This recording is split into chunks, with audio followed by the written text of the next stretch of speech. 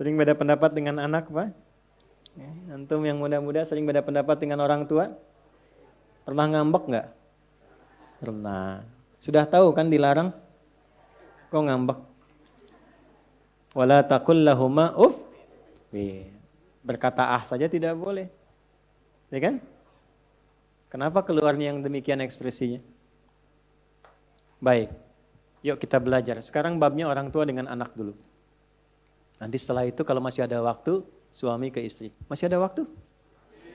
Ayo silakan aja masih. Saya terbatas. Babnya ke orang tua dengan anak dulu. Hati-hati, gagal di sini, ini anak bisa tidak respect sama orang tua. Bahkan yang na'udzubillah sampai nggak kenal lagi siapa orang tuanya. Dan mencari perhatian di luar. Baik. Tulis dulu ayatnya. 1. Quran surah 31 Luqman. Sudah? Dari ayat 12 sampai 19. Dari ayat 12 sampai 19. Dah?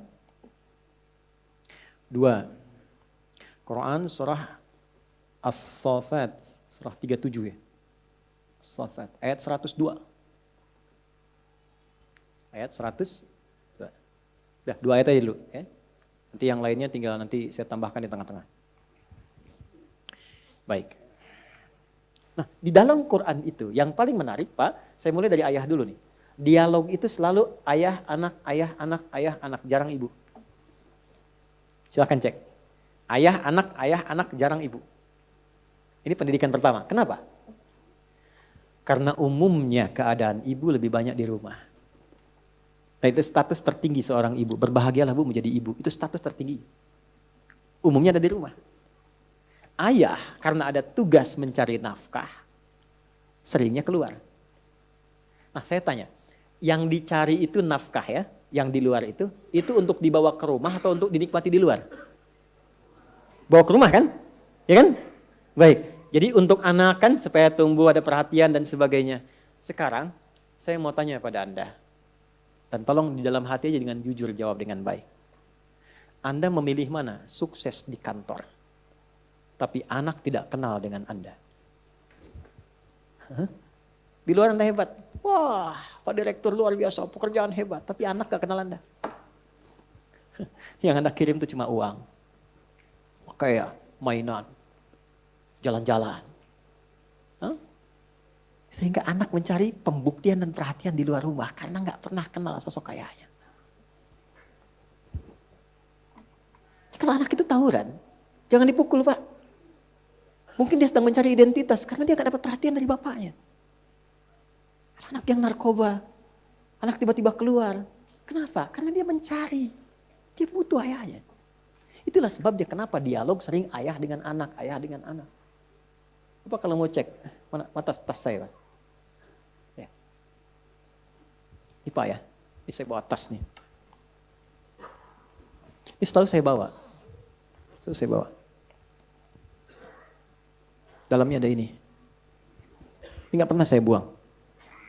Belum saya laminating. I love you Buya. 2 tahun bikin begini Pak. Anak 2 tahun. Ya. Ini baru 1 nih. Ada di tas lain. Aku sayang Buya. Buya adalah ayah terbaik yang Allah kirimkan untukku. Dan dia bikin itu untuk mengantarkan kita berangkat mengajar. Dan kadang dia tunggu kita sampai pulang. Hanya untuk menunggu ayahnya. Bukan ustadz yang dia inginkan. Bukan kiai.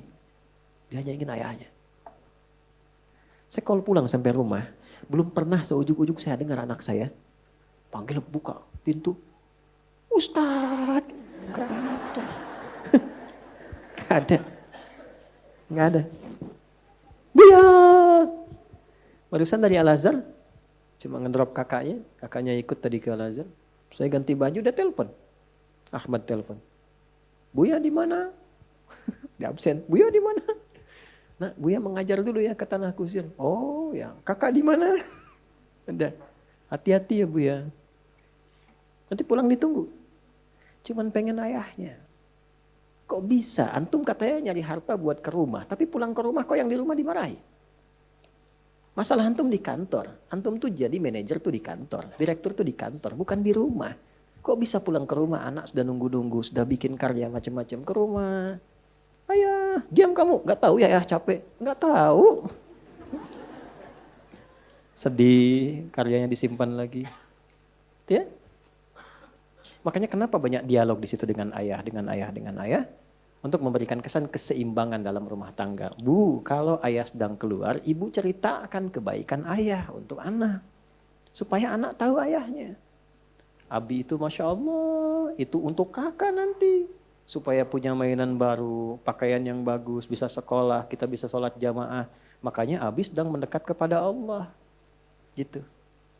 Supaya dia pun kenal Allah. Itu yang dimaksud Luqman. Wa idh qala Luqmanu libnihi wa huwa ya'idhuhu ya bunayya la tusyrik. Dekatkan dengan Allah. Kenalkan. Kenalkan. Nah, poin saya adalah ketika sampai ke level, ini indah di Quran, ada psikologi tentang perkembangan anak. Jadi kalau saya lukiskan begini, dibagi 3 bagian. Dan kita akan ketemu tentang diskusi itu. Kita akan ketemu. Jadi ada level pertama, level kedua, level ketiga. Ini level pertumbuhan awal nih.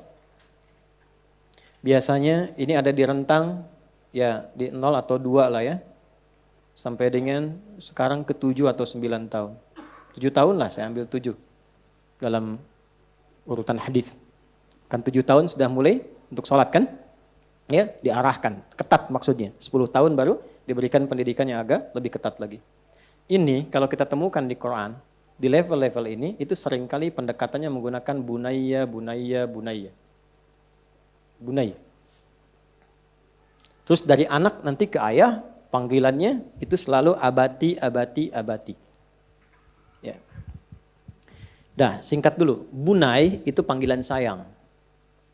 Tidak harus merubah panggilan jadi bunai. Ya, pulang dari sini, ya bunai, kakak. Ya. Bukan, bunai itu gambaran panggilan sayang dalam bahasa Arab. Maksudnya apa? Di rentang-rentang ini perbanyak sayang.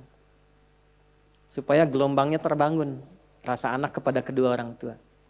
Silahkan, mungkin beda-beda. Si pintar, cantik, ganteng, anak papa yang soleh, Masya Allah. Itu silahkan, itu bunai. Dari segi makna. Dan jangan diberikan dengan ciri hal fisik. Ya, nah gak usah saya contoh itu. Gak usah ya, kasih contoh. Singkatnya demikian. Paham? Nanti rentang usia selanjutnya mendekati awal baligh. Sekarang ini SD kelas 5. Udah SD tuh, dulu SMP tuh, sekarang ke SD. Ya. Saya perhatikan di anak-anak SD ini sekarang sudah mulai cepat balik ini. Cepat balik sekarang itu. Ada yang sudah mimpi, ada yang sudah macam-macam itu, yang perempuan head itu di usia 9, kalau perempuan ya wajar lah, laki-laki ini.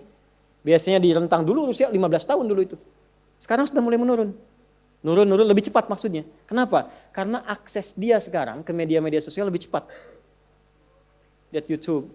Ya, nonton macam-macam, pergaulan ketemu teman berubah ceritanya, membentuk kemudian kematangan lebih cepat. Yang repot itu fisikalnya itu lebih cepat, tapi kematangan rasionalitasnya belum, dan emosionalnya.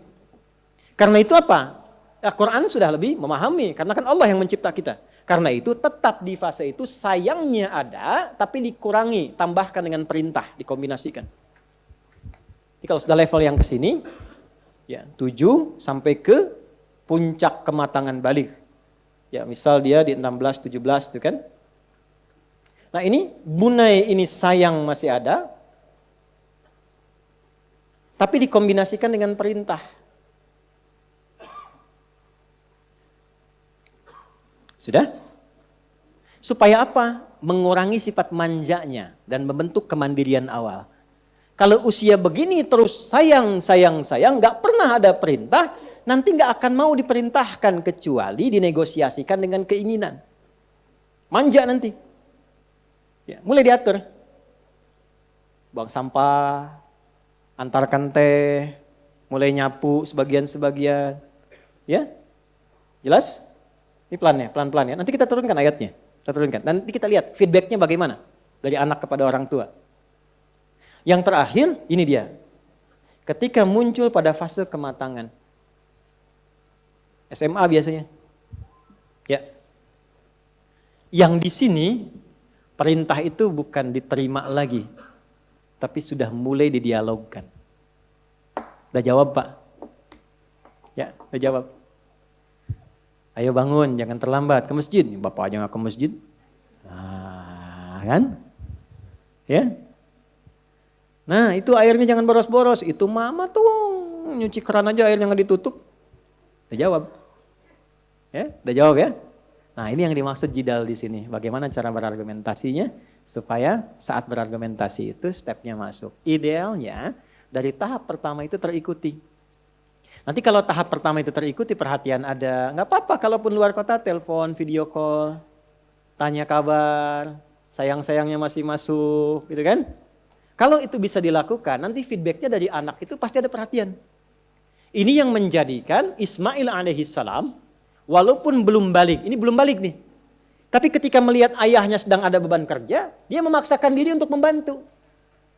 Walaupun kadang ayah menyadari itu bukan porsinya, tapi itu kesenangan luar biasa. Karena ada tanda dari anak memperhatikan kepada ayah.